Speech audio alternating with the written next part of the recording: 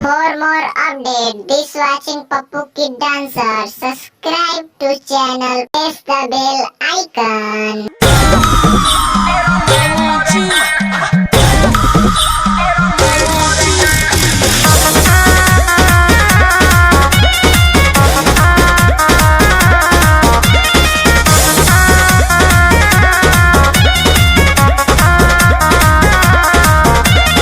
आस पास वही हजन नजर में शादी हो खतनो करी के घर में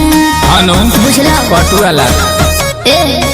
असो आस पास वही हजन नजर में शादी हो खतनो करी के घर में तोरा बियाह में पूरी चलाइब भेस बना के वेटर के जोइबे जब जाए माल डाले तो तार कटब जरने तर के जोइबे जब जाए माल डाले तो तार कटब जरने तर के दुल्हा के बगली में डालब तोर दिहल भोले तर के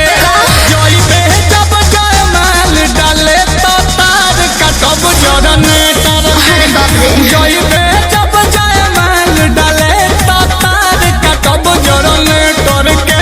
जब ये भंग कर दे प्लीज ऐसा कुछ मत करना।